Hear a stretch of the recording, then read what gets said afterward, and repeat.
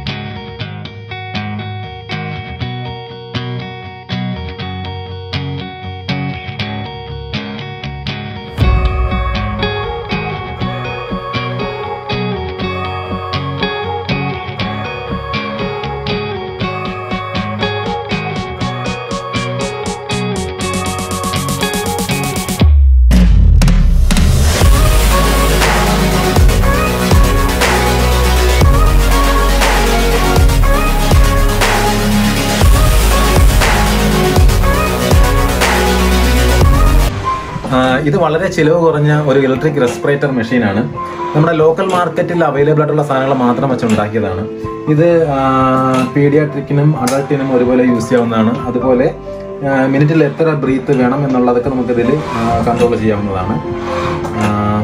പിന്നെ പേഷ്യൻറ്റിന് വേണ്ടിയിട്ട് ഒരു ഇൻഡിപെൻഡൻറ്റ് റിമോട്ട് ഇതിൽ കൊടുത്തിട്ടുണ്ട്. നമുക്ക് ഇവിടെ നിന്ന് തന്നെ പേഷ്യൻറ്റിന് മോട്ടർ ഓഫ് ചെയ്യാൻ പറ്റുന്നതാണ്. അതുപോലെ ആരെങ്കിലും കോൾ ചെയ്യണമെങ്കിൽ കോൾ ചെയ്യാനുള്ള സിസ്റ്റവും എല്ലാം ഇതിനകത്ത് തന്നെയുണ്ട്. മെയിനായിട്ട് ഇത് നമ്മുടെ AC പവറിലാണ് വർക്ക് ചെയ്യുന്നത്. പക്ഷേ കറണ്ട് പോയി കഴിഞ്ഞാൽ ഓട്ടോമാറ്റിക്കായിട്ട് ബാറ്ററിയിലേക്ക് ചേഞ്ച് ഓവറായിട്ട് ബാറ്ററിയിൽ നിന്ന് ഒരു 3-4 മണിക്കൂർ ബാറ്ററിയുടെ ബാക്കപ്പ് അനുസരിച്ച് വർക്ക് ചെയ്യുന്നതാണ്.